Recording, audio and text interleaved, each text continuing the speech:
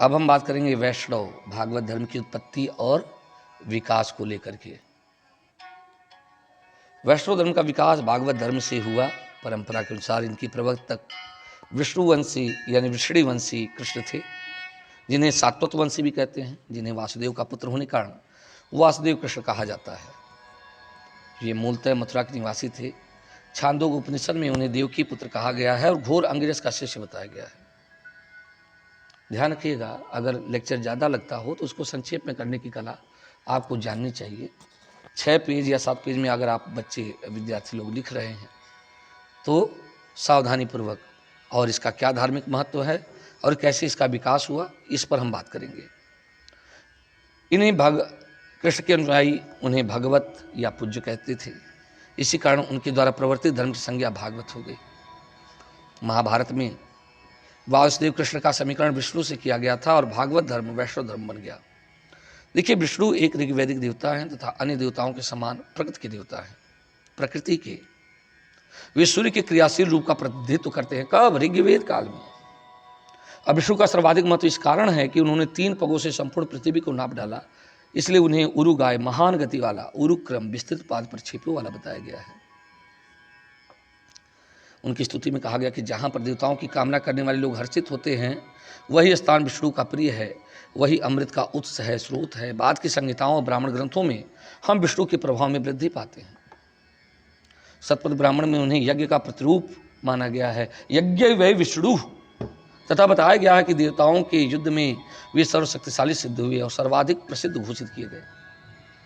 ऐतरेय ब्राह्मण में भी विष्णु को सर्वोच्च देवता बताया गया है।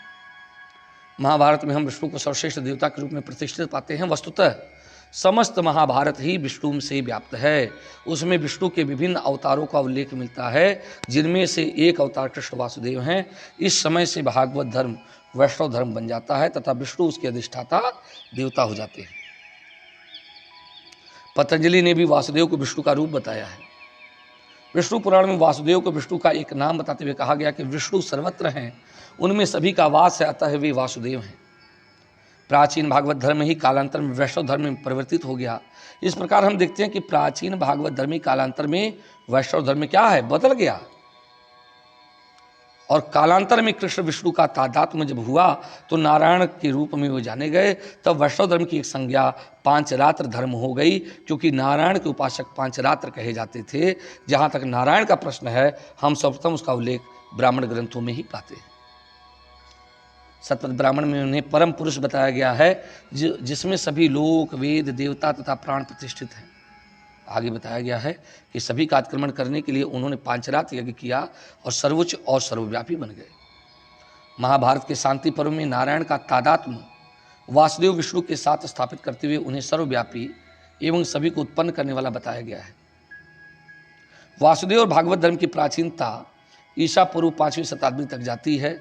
महर्षि पाणिनि ने भागवत धर्म वासुदेव की पूजा का उल्लेख किया है। उन्होंने वासुदेव के उपासकों को वासुदेवक कहा है। प्रारंभ में मथुरा उसके समीपवर्ती क्षेत्रों में यह धर्म प्रचलित था। ध्यान रखिएगा, जो पॉइंट जहाँ है उसको वहीं रखिएगा, और वैदिक काल को पहले रखिएगा। उत्तर वैदिक काल में ही आप सभी ब्राह्मण ग्रंथों, यजुर्वेद, सामवेद को रख लीजिएगा। उसके बाद सूत्र काल में या महाकाव्य काल में महाभारत और रामायण की चर्चा करिएगा आप लोग। देन उसके बाद आप 6वीं शताब्दी, ऐसे करके हेडिंग करके भी आप लोग लिख सकते हैं। यूनानी राजदूत मेगस्थनीज सूरसेन मथुरा के लोगों को हेराक्लीज का उपासक बताता है, जिसका तात्पर्य है वासुदेव कृष्ण से लिया जाता है। सिकंदर के समकालीन यूनानी लेखक हमें बताते हैं कि पूरस की सेना अपने समक्ष हेराक्लीज की मूर्ति रखकर युद्ध करती थी। भागवत धर्म में कृष्ण को सर्वोच्च देवता मानकर उनकी भक्ति द्वारा मोक्ष प्राप्ति का विधान प्रस्तुत किया गया था। महावीर और बुद्ध की भांति वासुदेव कृष्ण को भी अब ऐतिहासिक व्यक्ति माना जा चुका है, और ये कहा गया कि वृश्चिक कबीले के प्रमुख थे। ईसवी सन के प्रारंभ होने से उनकी देवता के रूप में पूजा हो चुकी थी। कब? ईसवी सन के प्रारंभ होने से पहले। गीता में स्वयं कृष्ण ने अपने को विष्णुओं में वासुदेव कहा है। विष्णु नाम वासुदेवो अस्मि। वैष्णव धर्म का विस्तार मथुरा से भागवत धर्म धीरे धीरे भारत के अन्य भागों में फैलने लगा। लगता है पहले इसका प्रचार उत्तर पश्चिम तथा दक्षिण की ओर हुआ, और पूर्वी भारत में यह धर्म बहुत बाद में आया। अशोक के लेखों में धर्म का उल्लेख नहीं मिलता। मौर्य काल के बाद यह धर्म मध्य भारत में अत्यंत लोकप्रिय हो गया। शुंगों के काल में इस धर्म का विकास हुआ तथा विदेशी भी इसे ग्रहण करने लगे। इसे लोकप्रिय बनाने में यवनों का विशेष योगदान रहा। पुरातात्विक प्रमाणों से भी इस धर्म की लोकप्रियता की सूचना मिलती है। भागवत धर्म से संबंधित पहला प्रस्तर स्मारक विदिशा का यानी बेशनगर का गरुड़ स्तंभ है। इसमें पता चलता है तक्षशिला के यवन राजदूत हेलियोडोरस ने, जो कि दीय का पुत्र था, भागवत धर्म ग्रहण किया था और इस स्तंभ की स्थापना करवाकर इसकी पूजा की थी। इस उत्कीर्ण लेख में हेलियोडोरस को भागवत या वासुदेव को देवताओं का देवता कहा गया है। अपोलोडोटस के सिक्के पर सबसे पहले भागवत धर्म के चिन्ह मिलते हैं। इसके अलावा आगाथोक्लीज में चक्र का और हल का अंकन मिलता है। उत्तर पश्चिम से मध्य देश तक जहाँ जहाँ यवन गए यह संप्रदाय भी फैला। ईसा पूर्व दूसरी शती तक समाज में वासुदेव को सर्वोच्च देवता मानकर उनकी उपासना की जाने लगी। गीता में कृष्ण कहते हैं, बहुत जन्मों के अंत में जन्म में ज्ञान प्राप्ति व्यक्ति सब कुछ वासुदेव ही है। इस प्रकार मेरे को जो भजता है वह महात्मा अति दुर्लभ है। बेशनगर से ही प्राप्त एक अन्य लेख में भागवत की उपासना मंदिर तथा गरुड़ ध्वज बनाए जाने का वर्णन मिलता है। राजस्थान के घोसुंडी से प्राप्त लेख में एक अनुयायी द्वारा भागवत पूजा के निमित्त शिला प्रकार बनाए जाने का उल्लेख मिलता है। यह लेख ईसा पूर्व प्रथम शती का है। इससे सूचित होता है कि इस समय तक राजस्थान में भागवत धर्म लोकप्रिय हो चुका था। इस समय एक लेख महाराष्ट्र के नाना घाट से मिलता है, जिसमें संकर्षण और वासुदेव की पूजा का उल्लेख है। इसमें निष्कर्ष निकलता है कि महाराष्ट्र में भी भागवत धर्म का प्रचार हो चुका था। कुषाण काल में भी यह धर्म भारत के विभिन्न भागों में प्रचलित हुआ। इस तरह वासुदेव जैसे शासक वैष्णव मतानुयायी थे। ठीक है, क्योंकि देखिए अगर बात करेंगे भीमकट विशेष की तो वो क्या है, परम माहेश्वर है, वो शैव धर्म। लेकिन हुविस्क और वासुदेव क्या है, वैष्णव धर्मावलंबी था। इसी समय भारत में मूर्ति पूजा का प्रचलन हुआ। यह भागवत धर्म की अभिन्न अंग बन गई। यद्यपि इसके पूर्व मूर्ति पूजा के साहित्यिक उल्लेख छिटपुट ही मिलते हैं। भागवत और वैष्णव धर्म का चरमोत्कर्ष हमको गुप्त राजाओं के शासनकाल 319 से 550 ईस्वी में दिखाई देता है। गुप्त नरेश वैष्णव मतावलंबी थे। उन्होंने इसे अपना राजधर्म बनाया था। अधिकांश शासक परम भागवत की उपाधि धारण करते थे। विष्णु का वाहन गरुड़ गुप्तों का राजचिन्ह था और समुद्रगुप्त स्वयं को तो परम भागवत कहता ही है। चंद्रगुप्त विक्रमादित्य स्वयं को परम भागवत कहता है। प्रयाग लेख से सूचित होता है कि गुप्त शासन पत्रों के ऊपर गरुड़ की मुद्रा लगी होती थी, यानी गरुड़ तो गरुड़ तुम अगर क्या है, गरुत्म दक्ष शासन, यानी विष्णु की उपासना में अनेक मंदिरों मूर्तियों का भी उन्होंने निर्माण करवाया। मेरौली लेख से पता चलता कि चंद्रगुप्त द्वितीय ने विष्णुपद पर्वत पर विष्णु ध्वज की स्थापना की। या प्रांशु विष्णुपदे गिरौ भगवतो विष्णु ध्वज स्थापित। स्कंदगुप्त कालीन भीतरी गाजीपुर लेख में विष्णु की मूर्ति स्थापित किए जाने का वर्णन है। जूनागढ़ लेख में भी चक्रपालित ने सुदर्शन झील के बाद निर्माण के बाद विष्णु की मूर्ति स्थापित करवाई थी। तिगवा में जबलपुर मध्य प्रदेश में, देवगढ़ झांसी में दशावतार मंदिर, मथुरा आदि में भी इस काल में बने हुए मंदिर और मूर्तियों के अवशेष मिलते हैं। देवगुण की मूर्ति में विष्णु को शेष शैया पर विश्राम करते हुए दिखाया गया है। और गुप्त काल में लिखे हुए पुराणों में विष्णु के अवतारों का विस्तृत वर्णन मिलता है। इस युग के कोशकार अमर सिंह ने अपने ग्रंथ में विष्णु के 39 नाम गिनाते हुए उन्हें वासुदेव का पुत्र बताया है। तो गुप्त काल के बाद भी वैष्णव धर्म का उत्थान होता रहा। तो एक क्वेश्चन जो बनता है वो ये कि वैष्णव धर्म के बारे में बताते हुए वैदिक काल से लेकर के गुप्त काल तक वैष्णव धर्म के विकास का वर्णन करें तो ये क्वेश्चन यहाँ पे ख़त्म हो जाएगा। और बाकी अन्य लोग जो पढ़ाई करते हैं अलग अलग यूनिवर्सिटी के लोग BHU के अलावा, तो उनके लिए अब और भी बातें हैं। ठीक है, लेकिन BHU वाले बस यहीं तक लिखेंगे। तो गुप्त काल के बाद भी वैष्णव धर्म का उत्थान होता रहा। हर्ष काल में भी एक प्रमुख धर्म था। हर्ष चरित्र में पांचरात्र तथा भागवत संप्रदायों का उल्लेख मिलता है। अब इस काल तक आते आते संपूर्ण पुराणों का प्रणयन हो चुका था। अवतारवाद की संकल्पना आ चुकी थी। बुद्ध को विष्णु के अवतार में सम्मिलित कर लिया गया था। और राजपूत काल में तो वैष्णव धर्म का अत्यधिक उत्कर्ष हुआ। विभिन्न लेखों में ओम नमो भगवते वासुदेवाय लिख करके भगवान विष्णु के प्रति श्रद्धा प्रकट की गई है। विभिन्न शासकों ने विष्णु के सम्मान में मंदिर और मूर्तियों का निर्माण करवाया था। चंदेल शासकों ने गजराओं में विष्णु के कई मंदिर बनवाए थे। चेदी, परमार, पाल तथा सेन राजाओं के शासन में भी विष्णु के कई मंदिर और मूर्तियों का निर्माण करवाया गया था। इस काल की विष्णु मूर्तियां चतुर्भुजी हैं, उनके हाथों में शंख, चक्र, गदा एवं पद्म है। साथ ही लक्ष्मी और गरुड़ की मूर्तियां भी निर्मित करवाई गई। विष्णु के 10 अवतारों की कथा का व्यापक प्रचलन हुआ तथा प्रत्येक की मूर्तियों का निर्माण हुआ। समाज में वैष्णव धर्म से संबंधित अनेक व्रतों अनुष्ठानों का भी प्रचलन हुआ। अगर हम दक्षिण भारत में वैष्णव धर्म की बात करें तो उत्तर भारत के समान दक्षिण भारत में भी वैष्णव धर्म का प्रचार हुआ।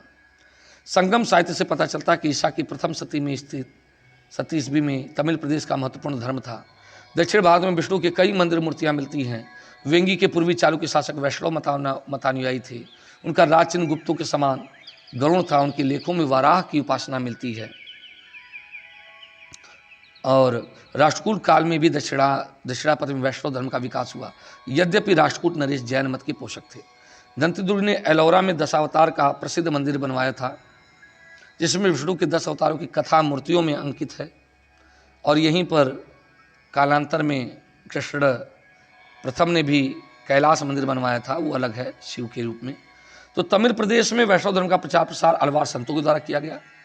अलवार शब्द का अर्थ होता है ज्ञानी व्यक्ति, और अलवारों की संख्या बताई गई है 12, जिनमें तिरुमंगई, पेरी अलवार, आंडाल एकमात्र स्त्री है ना अलवार, नामालवार आदि का नाम विशेष रूप से उल्लेखनीय है। ठीक है ना।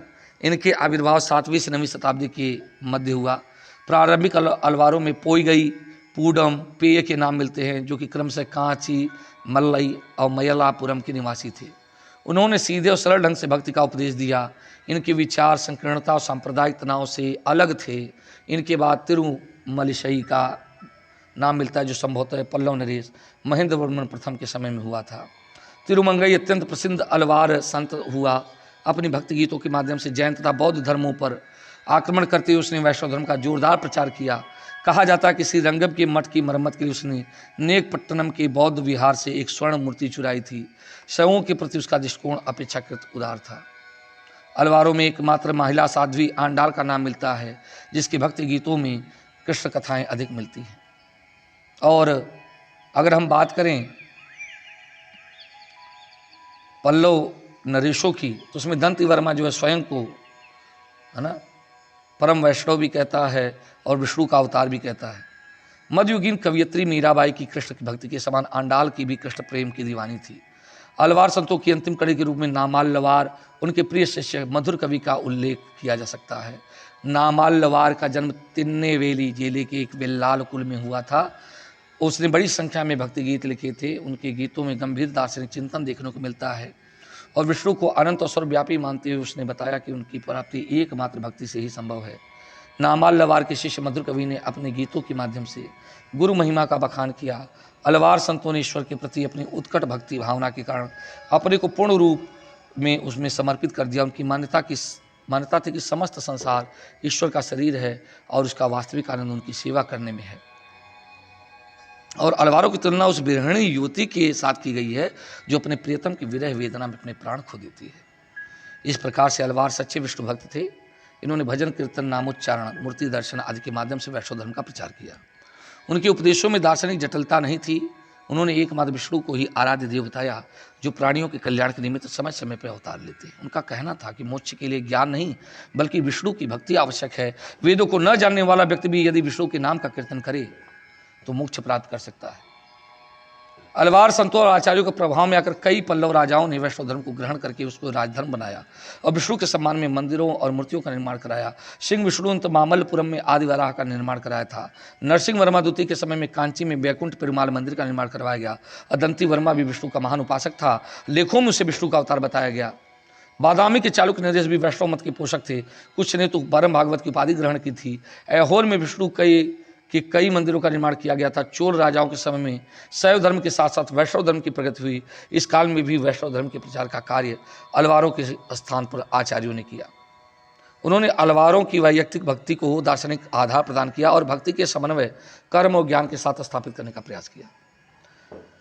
आचार्य तमिल और संस्कृत दोनों ही भाषाओं के विद्वान थे, अतः उन्होंने दोनों ही भाषाओं में वैष्णव धर्म का प्रचार किया। और आचार्य परंपरा में सबसे पहला नाम नाथ मुनि का लिया जाता है। उन्हें अंतिम अलवार मधुर कवि का शिष्य बताया गया और अलवारों के भक्ति गीतों को व्यवस्थित किया। न्याय तत्व की रचना करने का श्रेय उन्हें दिया जाता है। इसके अलावा उन्होंने प्रेम मार्ग के दार्शनिक औचित्य का प्रतिपादन किया। परंपरा के अनुसार नाथ मुनि श्रीरंगम मंदिर की मूर्ति में प्रवेश कर ईश्वर में समाहित हो गए थे। वे दूसरे महान आचार्य आलमवंदार हुए, जिनका एक नाम यामुनाचार्य भी मिलता है। और आगमों की महत्ता को प्रतिपादित करते हुए उन्होंने वेदों के समकक्ष बताया और अपने गीतों के माध्यम से प्रपत्ति के यानी उत्पत्ति के सिद्धांत को उन्होंने अत्यंत सुंदर ढंग से अपने शिष्यों के समक्ष प्रस्तुत किया। आचार्य परंपरा में रामानुजम का नाम सर्वाधिक उल्लेखनीय है।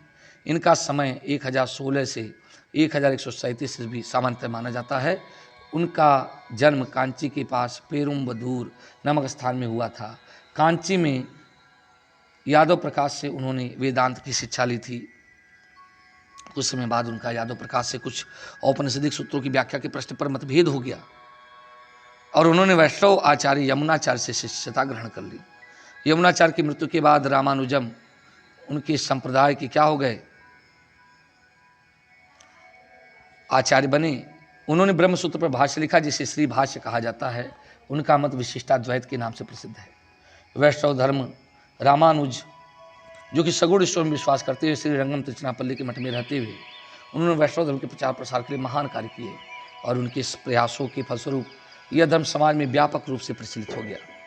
संभव है कि इसका प्रभाव चोलों के कुल धर्म शैव पर पड़ा हो।